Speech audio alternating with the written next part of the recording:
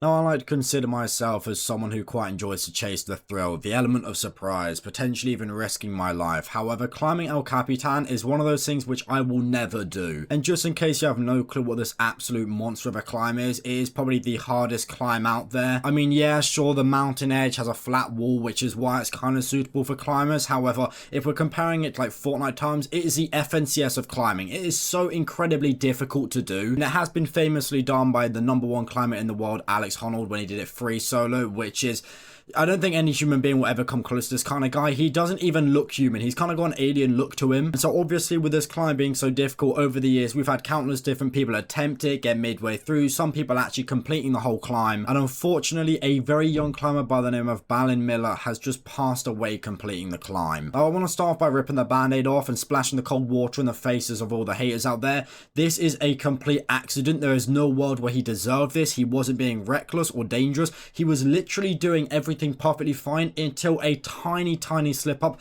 and that is why climbing is so incredibly dangerous. And for those of you who are wondering, yes, it was all live streamed. You can actually find the clip of him falling. You don't see him hitting the ground, fortunately enough. However, you can see the mess up. It's not too clear because he was filming it from the ground and up, so he's kind of pointing up at himself through a zoom. However, you can most definitely see what happens, because as he's kind of rappelling down to collect some bags which has gotten stuck, he completely just runs out of rope and he just slips off the edge. It is a total freak accident, and it is just such a devastating death in the climbing community. Now, me personally, I'm not massively involved in it. However, every now and then I might go down a little bit of a rabbit hole, watch a really long climb, because they're kind of entertaining. There's an element to it which is kind of like zen, peaceful, and I completely understand why people do it, but at the same time, it is so incredibly dangerous. And Miller wasn't just some kind of random bum going out there saying, oh, whoop-de-woo, let me give this a shot for some likes on social media.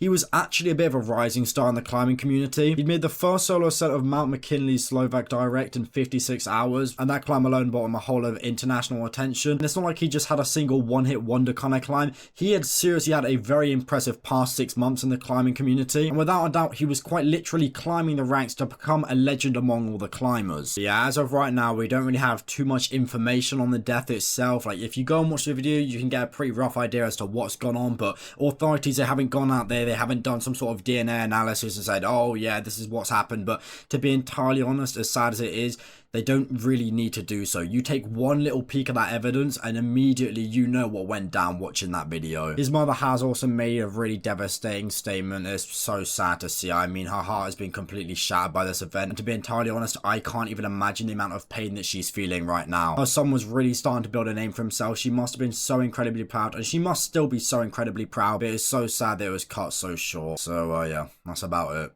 See ya.